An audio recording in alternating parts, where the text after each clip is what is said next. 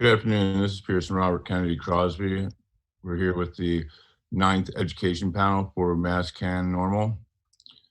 First, I want to thank MassCann's Normal and the board of directors for allowing us this platform today. Today, I'm honored to have Lefty Grimes, the host and creator of Sativa Cross, Ignorance is No Excuse.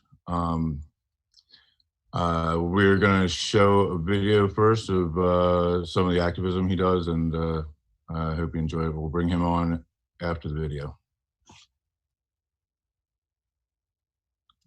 Your cancer home here, you can't get no weed.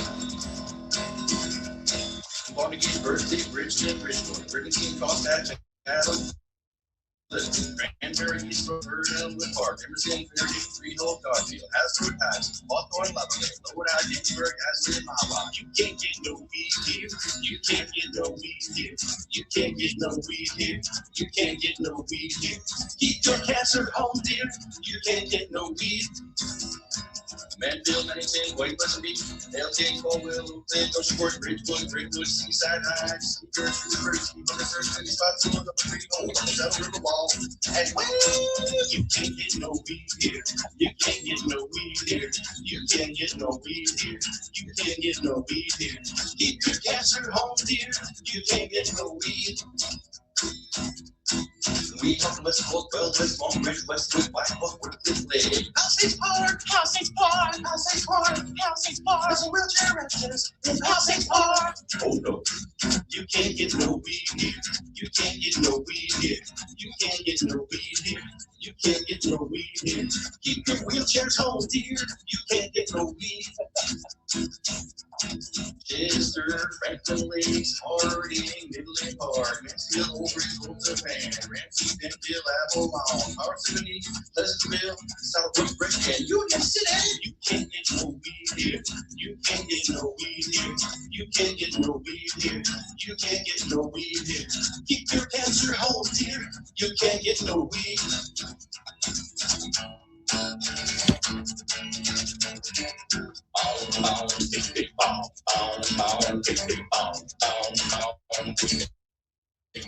God for cannabis.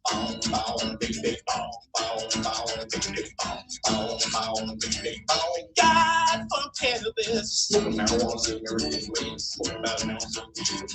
The government has to say, God for cannabis. Marijuana going around the band. Pass it over to some kid. Fun and share it with your friend. God for cannabis. Grow it in the house and you grow it in the field. Plant reality and get a good deal. If you got money and get that shit. God for cannabis. Big, big, bomb. Big, big, bomb. He's a bomb. Big, big, bomb. God for cannabis. Big, big, bomb. Big, big, bomb. God for cannabis. None of you wait for you a stream. The best thing but that I've ever seen. It smells so good, it tastes so clean. God for cannabis. A cancer patient gets widely out from them. Smoke on a big fast little 10% have a friendly gift. God for cannabis. You grow it in the house and you grow it in the field. You plant well and you get a good deal. If you got money, you get that shit. God for cannabis. Everybody, big, big, bomb, big, big, bomb. Come on, you do it, cannabis. Big, big, bomb, big, big, bomb, big, big, bomb. God for cannabis. Woo woo! I'm fired up now. Woo woo! I'm fired up now. All right. Yeah. No, that's the first time I saw that, I was like, holy crap, that is awesome. And that's art. It's a yep. So this is Lefty Grimes. He's a New Jersey native from Bayonne. Along with this peaceful protest, he also has, I believe, started out with police stations. He would go in and went into over 100 police stations to educate them on the legalities of medical cannabis in New Jersey. He's a personal friend and a personal hero of mine. Lefty Grimes. Thanks, Pearson. How you doing today? I'm great, man. Thank you so much for having me on here. We started going to police stations years ago.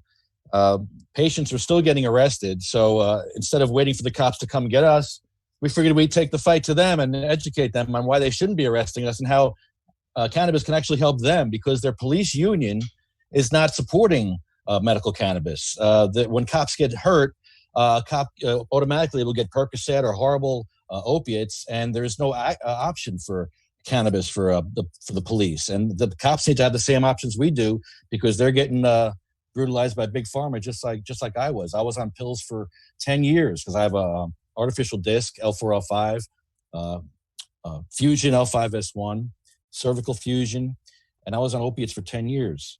And I stopped using opiates because of cannabis. It took me 10 months to get off those opiates. It was not easy, but using cannabis in every form was very helpful to me. Oils, tinctures, even a suppository that actually, it bypasses the liver, and suppositories kept me from using any opiates for my cervical surgery. I used 0 opiates for the cervical surgery. 0. That's unheard of. But I had cannabis and cannabis suppositories. So it's a real thing, and it really works. And that's why I fight for this. I can personally agree with that. I kicked an opiate addiction using cannabis, solely cannabis. It's incredible the amount of things that you can use it for, and it's almost to the point where people are like, there's no such thing as a magical pill or a magical substance that cures all, like a cure all. But for some people and for most people, it has a therapeutic effect in some form or fashion that can potentially help them in their health, whether it be the anxiety. I smoke mainly now for sleep and anxiety. Well, not so much anxiety anymore, but sleep and appetite. Which it's so much better than taking sleeping pills or something other than that. But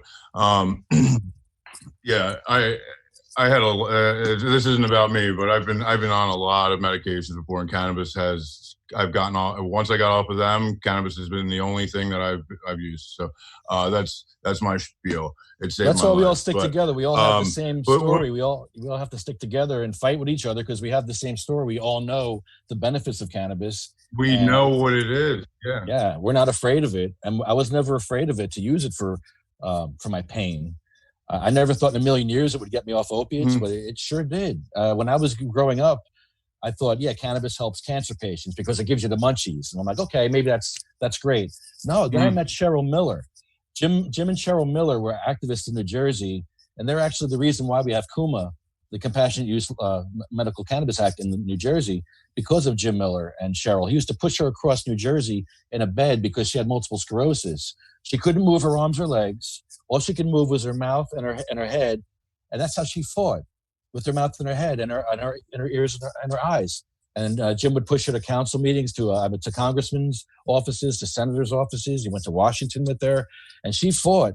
And I saw that woman. I saw what she went through and how she suffered, and I saw how cannabis helped her. I was like amazed, because what Jim would do is give her cannabis, and she was very rigid. She couldn't move her arms. But when she used cannabis, she was able to move her arms, and he was able to actually stretch her and exercise her arms, which is very important for her.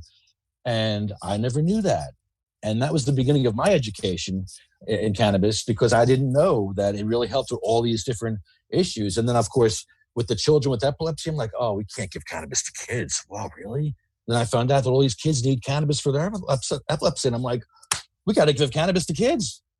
We got to give cannabis to these kids that are suffering. Like, what are we doing as a society when we're forcing people to take pharmaceuticals? Back when Chris Christie was governor, there was a girl named Sabina Rose. She was 15 months old, and she died from a 26-hour seizure because she couldn't get her cannabis card, because they put so many roadblocks in front of poor Sabina Rose that it was almost impossible for her to get a cannabis card. She was a year old. One of the restrictions was, as a baby, you have to go to a psychiatrist. Okay, so they send a 1-year-old to a psychiatrist. What is a 1-year-old going to say to a psychiatrist? And what's a psychiatrist going to pull out of a 1-year-old that's anything relevant other than Google can't Gaga? talk to a psychologist. Yeah, hello. So, but that was one of the know. regulations to get a Mine cannabis says card. that I need to So in the meantime, Sabina Rose spending that time jumping through those hoops, she ran out of time and she died from a 25-hour seizure, waiting for a cannabis card that came 2 weeks after that in the mail. That's not compassion. Yeah, at all. No. And if she would have, if her parents would have given her that, they would have found out, the authorities found out, she would have been taken away from her parents. That's the other issue, right? Then the baby goes to a foster home, and the foster home. Yeah, who knows? It's just terrible what they're putting parents through in New Jersey. There's no compassion in the law. Our legislators have failed us. That's the reason why we have a vote this year. It's very important to vote for cannabis this year in November. The legislatures have failed us. They failed us totally. The Democrats, the Republicans, they all failed us in New Jersey. They couldn't get the law passed. So now it's up to us as citizens, as citizens, to go and pass our own law, our own constitutional amendment, which is happening in November, which is a constitutional right to grow, to cultivate, possess. Here it is: the growth, cultivation, processing, manufacturing, preparing, transferring, and retail purchasing of cannabis will be legal. So it's a constitutional right for us to have in New Jersey. It's very important for us to have this going forward because the fight's not over. It's a great tool for our toolbox. It's a great weapon in the arsenal to whip out because now we have the cannabis rights. Now we need to get the working class. The working class needs to be able to access those rights. We as the working class need those rights, and that has to be available to the working class. Those cannabis rights cannot just go to rich people that the word right now. And a lot of the detractors are saying that there's a couple, and a lot of them are black marketeers, but a lot of them say that this constitutional amendment is going to help these rich people, these corporations. And I'm like, it's a constitutional right. So I think it would help me more as a right than a corporation. And these corporations are not going away in a year from now when you want to do it again. They're not going to go away. It's crazy to think that.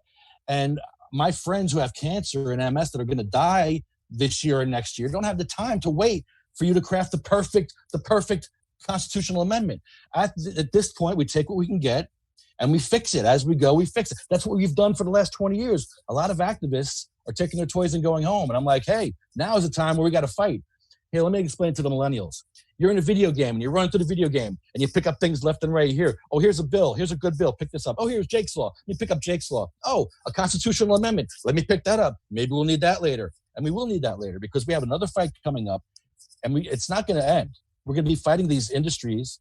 And what we need is the industries to help us get cultivation rights. What we need is the unions like the UFCW. UFCW is a cannabis union. We need them on our side to help us with the working class, to get the working class into this industry. We need our rights too. We want licenses. I want to grow weed, and I don't want to pay $20,000 for a license. I'll pay a couple of grand if with a couple of people, but I don't even want to pay a couple of grand. Yeah. I will pay, but I want to pay $100, $200, maybe the most. Yeah, I'll pay, it's like paying taxes. You got to pay taxes to make money. But the people that grow weed are people that are disabled. They have cancer. They're on disability. They don't have time. Yeah. They don't have resources. And you're going to wait. Oh, let's wait till next year. Wait till next year. Tell my friend who's going to die of cancer that. He doesn't have time to wait till next year. And if he goes to jail, he's going to go to jail and die in jail. And the people that are voting no are voting for more Jim Crow. They're voting for more racism and sexism of the drug war that we've had for the last 80 years. You're voting to continue the drug war. You're voting to continue to arrest black people in the hood. And that's what I don't understand, how we're going to keep doing that. You got to vote yes this year. Vote yes and then keep fighting. We're not done fighting. Just because we vote yes, we're not done. No, we got to keep fighting. We got to keep going forward. And it's going to be a long haul. In my lifetime, I hope to see it. I hope to see legal plants in my lifetime in New Jersey, like in Oregon. In Oregon, you can grow. I think there was no limit last year. I think it was 100 plants you can grow in Oregon. Now it's like, I think 20 or something. I don't think it was either. Yeah, it's insane. That was like, wow. Michigan was 77. And here we are in Jersey suffering. People with cancer are suffering and dying. I don't know if you. It's crazy. Come on, we got to do better as a society. I completely. Let me read something to you. I think absolutely. It's. Let me read something to you. There's some people out there that believe in God. Okay. This government is godless, and there's people out there that do believe in God. I know there is, and I'm going to read right out of the Bible here, right? And this is a struggle, because we have a struggle not against blood and flesh, but against the governments, against the authorities, against the world rulers of this darkness, against the wicked spirit forces. It says it right here in the Bible. And Jesus himself was anti-government. He fought the government. The government killed him. This is our struggle. We're not fighting Democrats and Republicans. We're fighting Democrats and Republicans. We're fighting the deep state. We're fighting all these evil people, and we can't stop. We have to keep going. There's no left or right. There's only an up or down. People need to realize this. We're on this earth for a short time, and we need to help each other. We need to get together and help each other, and not let them distract us and divide us. Is what they're doing. They're dividing us by race. They're dividing us by class. They're dividing us by a lot of different ways now, and we need to come together more than ever now and fight together.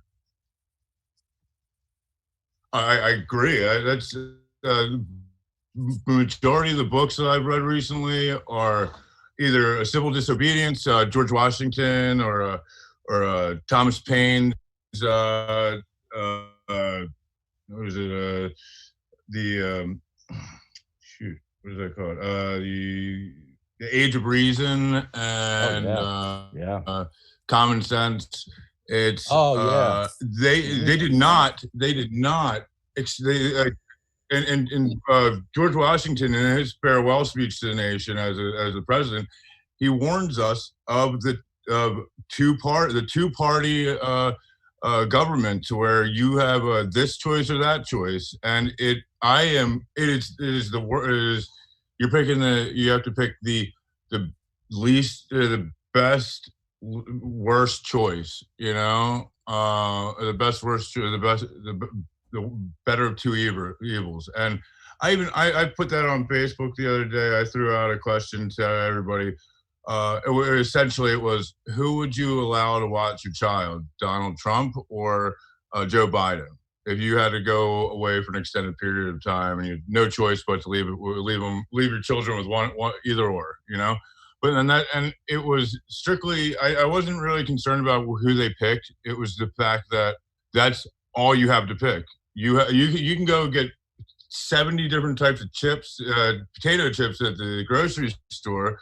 You can go anywhere and get anything, multitudes of choices with everything in life, except for the most important things, like the people that write our laws, the people that approve this stuff, and it is beyond me how it's the influence of money, I think, and the people just saying that, I like this guy for some reason, even though he's not a doctor, and we're going to elect him in a position to tell doctors to go screw off because they're the elected official.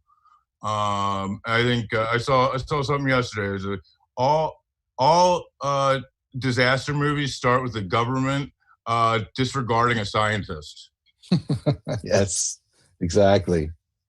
So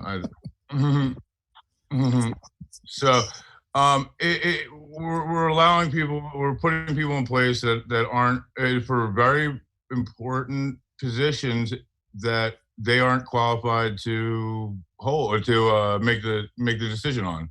Like, I wouldn't call my lawyer to give me surgery, to give me surgery, or vice versa. Like, they're not compassionate people. We have rationale on a lot.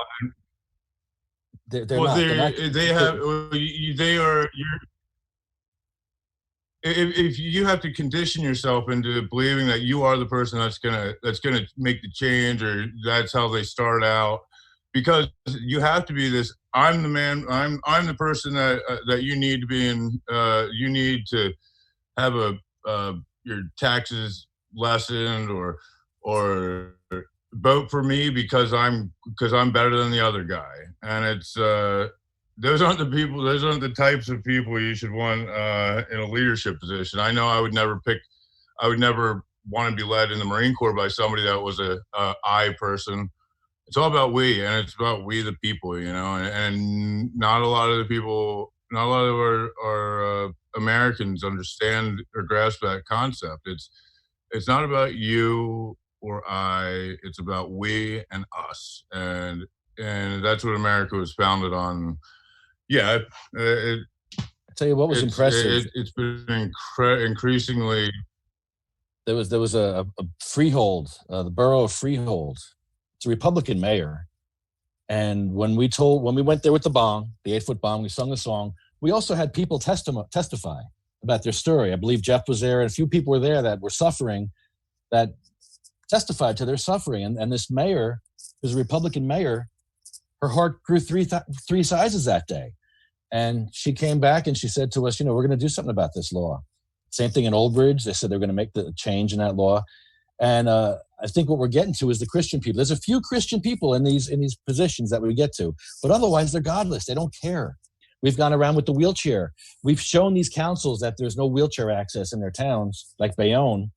They don't care. They don't care to change it. They still allow pharmacies to be built with steps in Bayonne. In Brielle, while we were doing our Ignorance is No Excuse tour, we went to Brielle. Brielle has no wheelchair access for their police station or their council meeting. They have 12 steps going down, 12 steps going up to the police station, and you can't get in.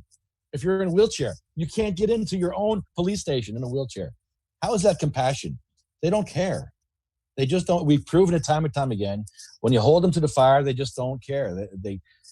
And Brielle actually prayed before their meeting. They had the nerve to pray before their meeting.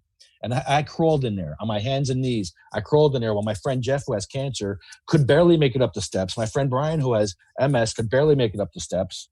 These people are suffering, and they've suffered that night to go tell their story. Sometimes Jeff has a chemo bag strapped to him, a chemo bag strapped while he's out there testifying to these towns, begging for his life, begging for home grow rights, begging for cannabis rights. I mean, these are warriors. This is like Cheryl Miller. When I see Jeff Oakes out there fighting for us, fighting selflessly for us, because he's fighting for stuff that he'll never see in his lifetime. He's fighting for people in the future. And that's what Cheryl Miller did. She fought for us now. She fought for the future. She wasn't fighting for herself then, because Cheryl Miller knew she'd never see cannabis legal in her lifetime, and she didn't. But she fought for us now to have it. And we have to keep fighting for the next generation. I feel bad for the next generation. I feel we're letting them down, and we got to get together and fight better than what we're doing. We're all divided, and we're all going different directions. It's like herding cats when you're trying to get activists together. I don't mean herding cats, herding them, like trying to like shepherd them. You can't. Yeah, no. Yeah. Like a mass group of cats trying to get them to go in the same direction. I got you. Herding. It's difficult. Trust me. I went to school for it. What's the answer? What's the answer? How do we get these activists together on one page? I mean, we're all in the same thing together. We all want. Well, so that's the thing. What do we do? Yeah. And that's it. That's a consensus, and that's what this whole. I feel like the rhythm of this year has been. I remember I started. I remember Ellen Brown and I. She's an activist up in Massachusetts. She's an educator. I had just done a panel at the Boston Freedom Rally, and I was listening to hers, and she was like, "We need to come together. And it was almost verbatim the same thing I said, and we didn't discuss it at all. And she didn't listen to my speech, and I didn't listen to hers. And this year's Boston Freedom Rally is growing together. That's the motto. I hope I'm allowed to say that. But that's it. And up in Alaska, I had one of our interns put together a list of all the veterans nonprofits that the state has. Turns out there's over 100 of them. 100 organizations that are working parallel to each other, not together, utilizing their own resources, picking sides. Like, I go to the American Legion, I don't go to the VFW, you know. But they're forgetting that we all have the same mission, and that's to better the lives of veterans in their community.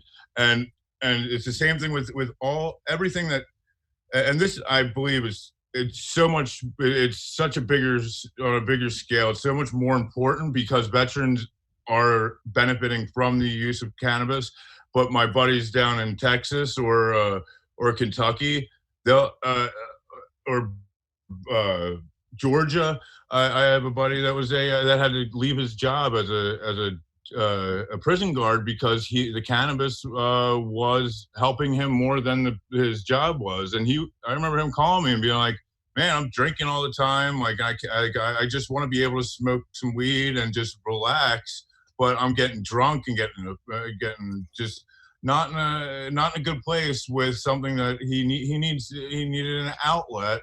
And he didn't want to have to use alcohol, but he needed something to cope, and that was what it was resorted to, similar to opioids or opiates. What needs to happen is we have to realize that we all have the same goal in mind when it comes to medical cannabis. When it comes to cannabis, I am strictly for I am completely for the legalization of cannabis. Yeah, if you want to do a commercial thing, which I'm involved with a few, then yeah, it's gonna cost some fucking money, and you're gonna pay taxes on it, you know.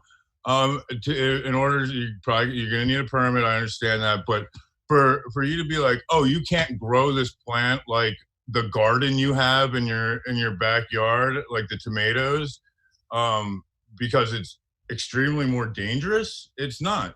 I bet you more tomatoes have killed people than cannabis has.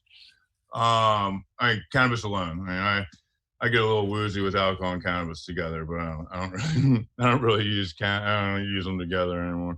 But I guess everybody's social habits have kind of dwindled down over the last 2 months. But that's what I think. I think we just need to keep pushing this going together and forget the details of it, because what you're telling me is that you want this to pass so that you can change the regulations after it's amended, correct? Well, what's going to happen is there's going to be a cannabis regulatory commission. You'll be able to fight for it. Yeah, there's a woman on the committee already. Her name is Krista Nash, and she's a social worker who is actually an animal rights activist. She's the first member of this committee. So we need to start talking to her because she's a compassionate person. Right off the bat, Coughlin gave her that pick. So Murphy gets 2 picks. Sweeney gets 2 picks. I'm sorry. Sweeney picked Krista Nash. So Coughlin gets 2 picks. And so these are the people we need to talk to. And so far, we got a compassionate person on here. You got an animal rights activist. I mean, how bad is that? I mean, come on. We want that. We want people like that. Oh, that's better than what. Yeah, absolutely. That's different than what we have up here now. As soon as the last cup. Yeah, so we have a limited time and energy. God gave us a limited energy and time. And for people to spend time and energy fighting against this, rather than fighting to get people like Krista Nash to help us, you know, that's where our energy should be spent. Our time and energy should be spent on getting good picks by Steve Sweeney, good picks by Phil Murphy, reaching out to this cannabis regulatory committee, getting the things that we need as patients, being at the State House. We do a podcast at the State House every Thursday. Well, not this year, but it used to be every Thursday. And we used to see Chris Christie come to work every Thursday. He would drive up with his 2 trucks, and we'd be out there podcasting, smoking cannabis. And he'd actually have to walk past us. And it was great because we got to talk to him a few times. We got to Leo Bridgewater got to talk to him about PTSD, which was amazing. I mean, and look what Leo's done since then. I mean, they named a strain after Leo. Come on now. I told Leo I want to smoke him. Mm-hmm. I said, I said, Leo, I want to smoke you up. I want to smoke you out. I want to smoke you. He was laughing. That's great. I mean, we've had such great activists on our podcast. We had Don Karpowicz was there. Phil Dumais came, and they all testified for PTSD to be a qualifying condition for cannabis. And that's what it takes. It takes one person to take part. Back in the beginning, Crohn's disease wasn't on the list. But because of people like Stephen Kuspelich took his broken-ass body, bleeding blood out of his butt, driving to Trenton and testifying so that Crohn's was added to that list. That's a hero. Because if he didn't go and testify that day, Crohn's would not have been added to that list. But because he went there, bleeding out of his intestines, he went there and he fought and he won. I love that. That inspires me, seeing sick people fighting for their lives and fighting for their rights. I love that. I'm all about that. Yes, it's one of the most incredible things to see. Like these people are going through so much hardship. It kills me when people are just sit there and complain about how they're being wronged, and they're not willing to stand up and do stuff like you do on a daily basis. You know, I was actually on your podcast 2 years ago yesterday. Oh wow, is that long? You're on a bunch of times. I had a memory come up on. Was that the weed? Weed? No, I think that might have been. So that was it was a year ago. That was last summer. Oh, okay. That was interesting. I couldn't believe we didn't get arrested.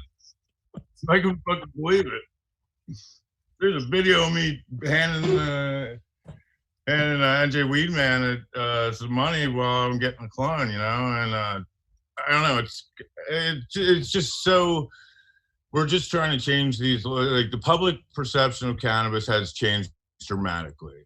Yeah. We have the couple holdouts that are extremely religious or getting backed by religious groups, or have just been conditioned in the fact that this is something that my parents and grandparents told me not to do. And even though I'm an adult and I can think for myself, I still can't think for myself. And that's it. I mean, I understand that it's hard to get, like, once a horse is broken, it's hard to get the horse to like the old dog, new tricks type thing. But that's bullshit. I mean, you're human beings, and it's mainly people that haven't left their hometown, never experienced any other culture. It's a lot like racism. It's the people that grew up around somebody that they looked up to saying terrible things about people that have skin color different than them, and they don't leave their town. So that's how they think they all are, or one bad incident drives people to believe that it's a whole society of people that are like that, and it's terrible.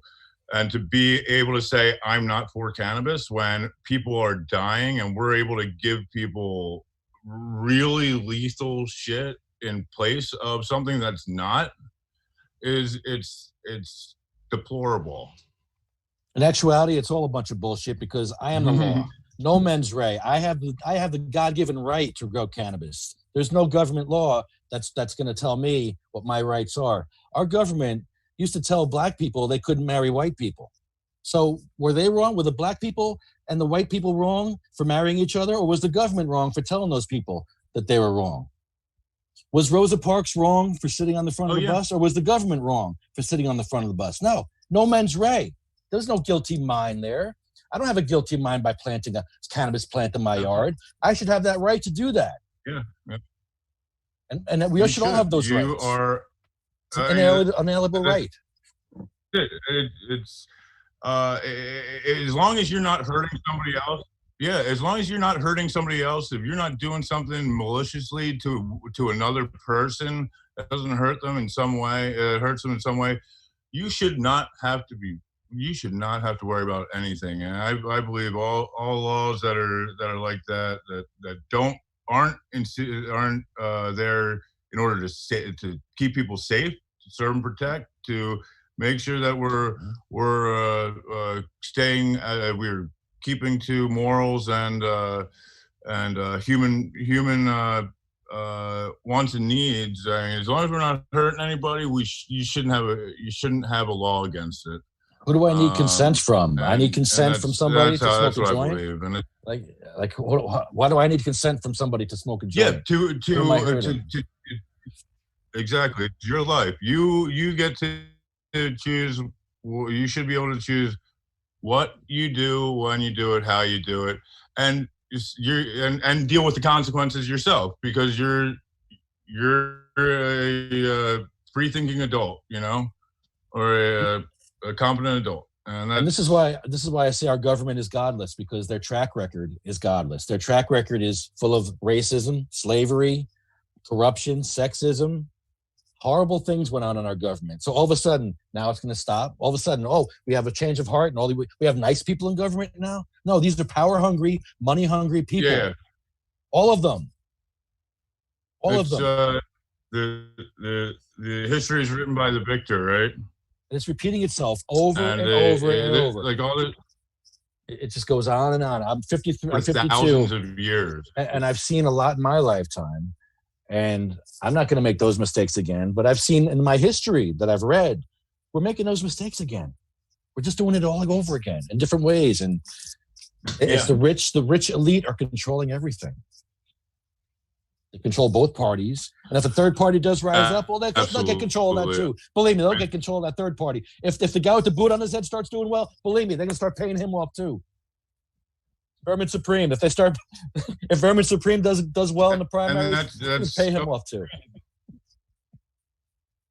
Oh yeah, that's it. It's something that I've always been worried about, is, you know, getting so desperate that I'm worried about. I'll do things immoral for money, which I've never even had the inkling.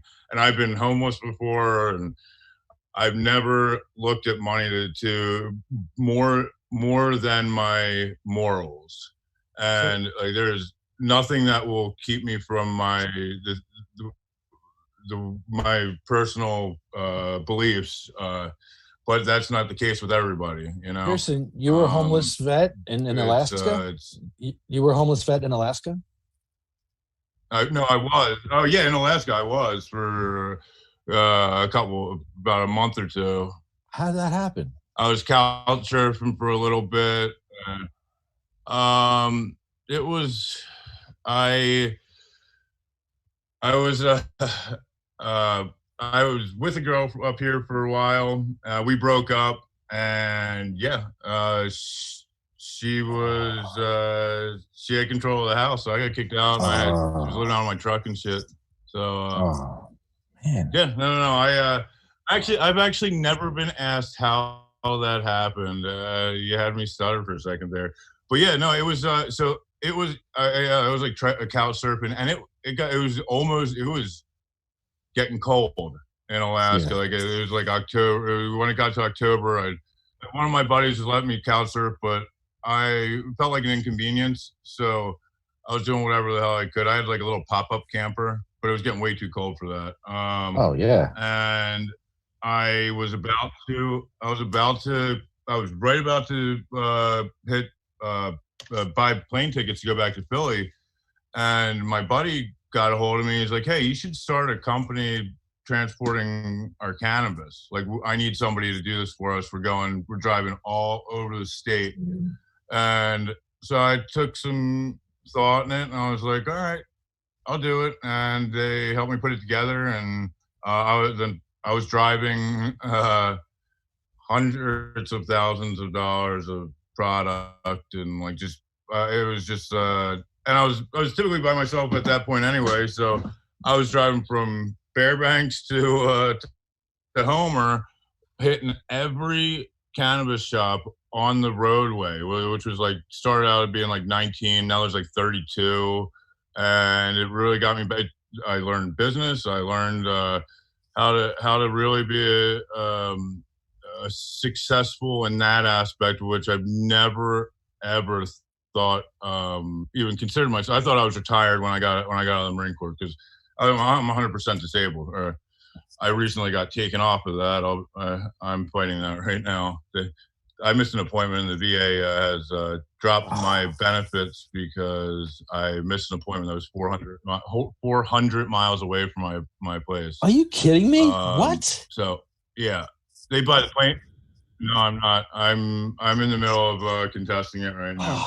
Yeah, it's crazy because it's $100. So they'll pay your airfare, but they don't give you your money up front for like taxi or transport. $100 to get to the airport from here for me for a taxi. And it's even if I get to the airport, it's a $40 round trip from Anchorage to the facility there. So it's crazy.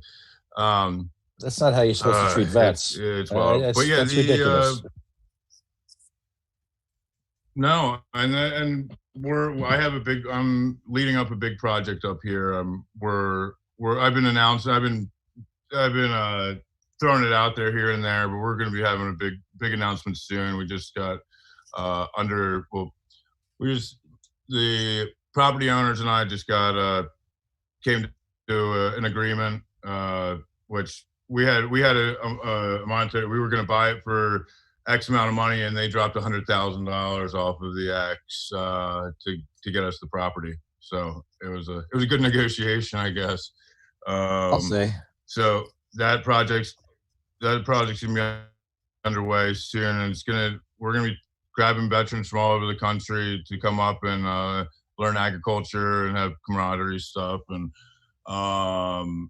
they get to experience Alaska for a little bit and have a place to live and nice. learn either both how to grow their medicine, how to and what this industry is all about, and give them job training and real life education, real world stuff. So right on, man. Along with a retirement home and resource. So it's a 54-acre property. It's incredible. I'm glad I'm being a part of it. I actually just hit my 1-year anniversary of working on this project, and it's all come together now. Nice, congratulations. We're doing. I know you know some disabled vets and wheelchairs, and what we're doing here is a project. We're looking for donations. It's a wheelchair ramp. I don't know if you can see it, but it's a. I have a ton of Legos. Really? I need 2x8 bricks. Yeah. To get this done, because I'm making wheelchair ramps all over Hudson County. Yeah, the 2x8s, the big ones. I literally. Yeah, the thick ones, right? Yeah, I'll see how many I got. My son is probably be a little upset with me, but he's got I got him. It's like you see that right there. The cabinet with the door without the doors on it. It's about half that size full of Legos. So we'll definitely send you some down. That'd be awesome. I'll ask around too. I'm sure there's a bunch of parents that would love to get rid of the Legos. Hold on. I'm lighting the bomb. Hold on. Nothing worse than stepping on a couple of Legos. It's time to light the bong. We're almost done with the interview. Nice. So I want to get stoned at the end of the interview, because normally I get stoned before the interview, and then I'm like, duh, and it's not a good interview. So I think I did a little better this time. I always tell myself that. I am. This is a really great conversation. I'm going to smoke an 8-foot bong. This will be a first for you guys. Smoking an 8-foot bong. And Bong Holio, he has a theme song. When you smoke Bong Holio, you have to sing, I know a bong about 8 foot long. Bong Holio is such a good bong. Beat your medication when he's singing you a song. Bong Holio is such a great bong. There's no hesitation in our relationship. Bong Holio is great to suck on. People come around and giving you a hit. Bong Holio is feeding everyone. Bong, bong, big, big bong. Bong, bong, big, big bong. Bong, bong, big, big bong. Bong, bong, big, big bong. Yes. You have to get the timing right. It's one verse is enough to get it hot. And then you take your dab. Here we go. Some grape cookies. And we would do this outside the police station. We would play a song, and then we'd go outside the police station and smoke the bong. Great. It was the greatest activism ever. It was so much fun. Oh, I know. Yeah. That is, I like I said, I show people that all the time.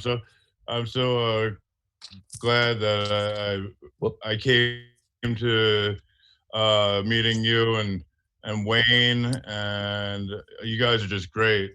I need to get a hold of Wayne. Hopefully he's doing well.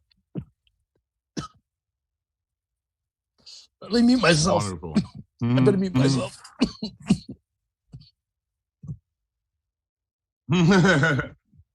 Okay. Well, so that's Lefty Grimes. He's an activist with a passion for a reason, and it's a good reason. Uh, it's the concept of, if a law is unjust, it's not only your right, but your duty to break it or to disobey it. I always thought it was Thomas Jefferson. I still think it might be, but because Google can always screw you up. I looked it up recently, but I think it's a wonderful quote, and it's something that we should remember as Americans. That's how we came about. If only one person threw the tea bag into Boston Harbor, that person would have been arrested, and America wouldn't be America. It wouldn't be America as it is right now. We have to come together and really fight for what we know is right. And it's terrible to think that we are losing freedoms piece by piece. And if we give up too much, we're not going to be able to defend ourselves the way that our forefathers wanted us to be able to. And we got to realize that it's troubling times now. I'm not saying in any way to cause violence, but peaceful protest has overcome so many adversities. Hey, write a song. Things that people would. Right? Did you say write a song? Yeah, go write a song. Yeah, all right. I've never written a song before, so maybe I should. I've never. There's so many things that since I've been in Alaska that I've introduced myself to. Like, I've been to ballet class. I did a play. I was Ajax in the story of Ajax in front of, for the first time. Like, I have auditioned for a couple things at the school, but I always got shut down because I always go for the lead part. It's just how I am. But then I get asked to do this play for suicide prevention in front of all the deploying troops going to Iraq. And I'd come back from probably the last time you saw me, last trip, and they're like, yeah, it got changed. We're going to start practicing now for it, and we go on next week. And I'm the only one that has to do anything in this dramatic reading of the Iliad, part of the Iliad, and we go in front of like 3,000-4,000 soldiers, and there's a laundry list of stuff that I never thought I'd experience in Alaska, like ballet and acting and hosting a educational platform for things that need to be said. Oh, and thank you so much, MassCann's Normal, for allowing us this. I should have mentioned that a little bit earlier, but I tend to always get into good conversations with the guests, and I think we should probably be wrapping up here. Is there anything that you'd like to add? Like I said, I really appreciate you coming on. I hope people have felt the passion that you have, and yeah, I'd like everybody to vote Cannabis 2020. VoteCannabis2020.com is our website, and we want you to get on the right side of history. If you vote no, you're voting with Anslinger, and Mary Pat Angelini, Kevin Sabet, Kennedy, Nixon. Don't vote with them. Vote with the good guys. Get on the right side of history. Vote yes for your constitutional rights. And, it's funny because people think that I'm like working for the industry, that I'm part of the industry, or I'm a shill for the industry. I have nothing to do with this industry, this cannabis industry. I actually was out in front of Breakwater last week making a live video because they had a long line, a disgusting line, a dog and pony show of cancer, MS, a bunch of sick people waiting in line for 2 hours trying to get their medicine at Breakwater. 2 hours. And all these cars are lined up of sick people with wheelchairs, with walkers. And they can't they had to wait on a 2-hour line. Man, we got to do better. We got to do better than that. And so, I don't support, I will call anybody out I will call out any dispensary, anybody who's doing the wrong thing. I'm going to call them out, and I'm going to continue this fight. We have to fight on all fronts, but we don't need to fight each other. A lot of us are fighting each other now, and I know some of us are going to disagree, and usually behind the scenes we'll disagree, but people are actually coming out publicly and campaigning. So I'm actually campaigning against some people that I respect and love, but I'm on the opposite side of them right now. And that brings you up to, and I'd like to have a discussion with you and New Jersey Weed Man. He was on the last panel, and I think you both bring up good points, and I think there might be something could come out of it. I know you guys have been friends for a while, and I'd hate to see you guys feuding. I know this is political stuff, and it's always heated, and it's something that you guys have devoted your lives to. And I would love to have you guys both back on. And I am having Brandon Emmett, one of the first marijuana control board members in Alaska, and we skipped medical and went straight to. We've always had medical, but we don't have a medical program. There's no medical dispensaries here. You could always grow weed in your house since '75. But he was there at the beginning of the emplacement. We all fought for it. He was, and a lot of my buddies and I were the ones that really got it going. I wasn't here for the beginning of it, but I was damn sure to read it out to the end. And I think their experiences will help these new states that are coming around to it learn from the mistakes that we made, learn like lessons learned. And I think it's going to be very educational for everybody. But you and Ed and Ed, I'm trying to think of how we should put that. I guess not. How is your cannabis committee towards home grow? Are they helpful towards you with your home grow, or are they? We've had home grow legal. Home grow has been legal since. Home grow has been legal since. It's been decriminalized since 1975 here. We're allowed to have 6 plants, up to 12 with another adult in the house. And if you have a medical card, you can grow 24, or you can be like a caregiver and grow more for a patient. And there's a lot of people that do that too. I think you just gave me an idea. I'm going to try to grab somebody else also, but I think with you and NJ Weedman, I think you guys are. You guys know that you're fighting you have the same end goal, and there's just some details that I think different solutions. You're in the right direction. Different solutions to the problem. That's what it is. And like we said, we need to be able to unite and come to a common ground in order to move forward. And that's what we did in Alaska. We had. We regulated it like alcohol, but they left out smoking in public, which I love in New Jersey. That medical, you can do that, but we didn't have no on-site consumption until we fought for that. We fought for that last year, and we were going to city council meetings every day to change that. We changed it from even if Alaska allows on-site consumption, Fairbanks won't. And he said, and we changed it to unless Alaska allows cannabis on-site consumption, Fairbanks will. So it was just a one-word change. It's no, you cannot to you can. Did your cannabis commission so it's scale back the rights for home grow, or have they been helpful towards home grow? No, I don't think they don't get involved at all.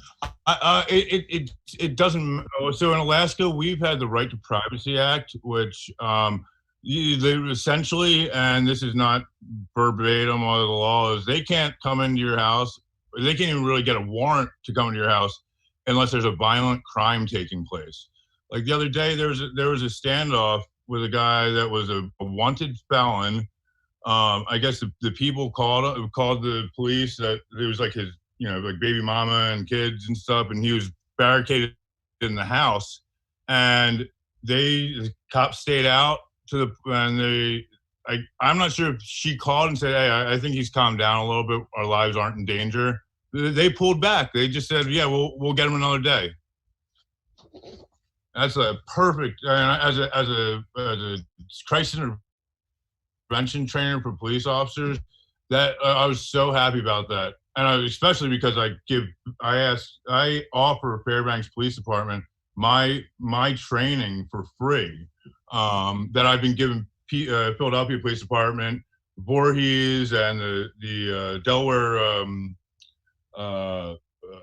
Port Authority. I've been giving them classes for years, and they always ask me back, and it's very. I get calls from the police officers all the time, saying like, "Hey, thanks for the course. I wouldn't like.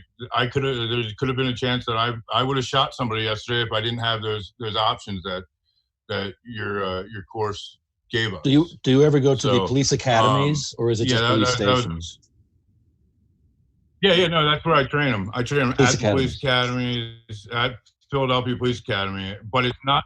Yeah, I go to PBD's academy on Woodhaven, and I don't train basic police officers. I don't train like guys in the academy. It's the corporals, the sergeants, the lieutenants, people that are established, and they can say, hey, to the younger guys, like, so if you're in this position, blah, blah, blah, and they have the authority, they're able and they are responsible enough to be like, okay, I'm not a veteran, but I know the rookie is.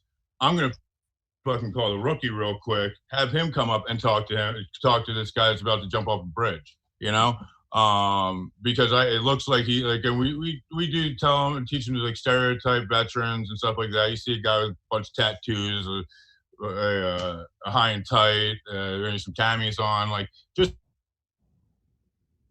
listen to him. I mean, that's with anybody.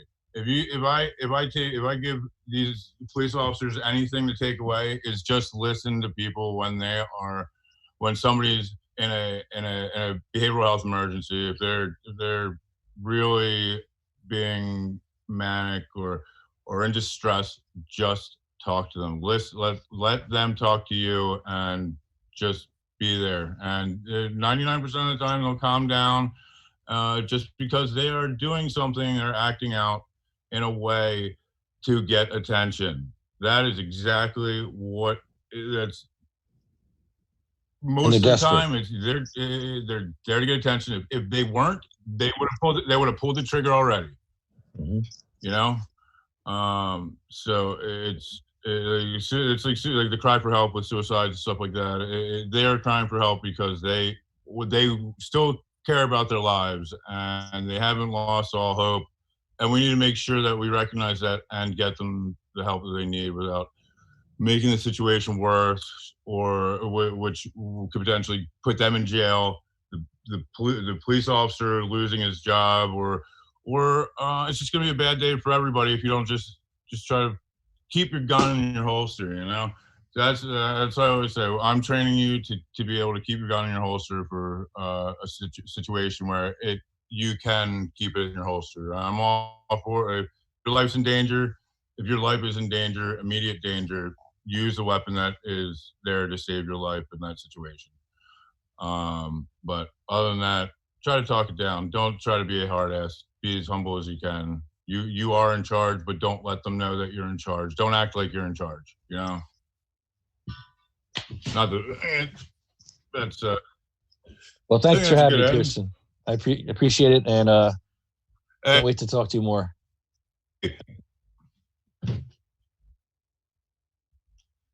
Hey, thank you so much. Yeah, it's pretty funny. Usually I'm doing the interview. Okay. I like to talk to smarter people than me. That was a great conversation. It was good. It was good. I like talking to smarter people than me. I'm usually not the one being interviewed. I'm not usually the smartest guy in the room. Usually it's wow. I've never heard anybody say that about me. Yeah, no, I like to be the interviewer. Usually, I like to talk to smart people like yourself, and so I'm looking forward to that. Yeah, I'm just a no, soldier. I'm a soldier. I'm not the smart I one. knew it was going to be. I knew it was going to be a flipping job, flipping the conversation. I could tell you just let me talk a little bit more, but let me close off real quick, and I'll get you those. I'll put out the word for the Legos. Yeah. So thanks for joining us. I hope everybody learned something, and yeah, and once again, thanks to MassCan Normal and those who are watching. We appreciate your support. And just don't stand idle. Make sure that you're at masscan.org for more information. They're a great organization, and thank you so much for allowing us to be here. And thanks for watching. Have a wonderful day.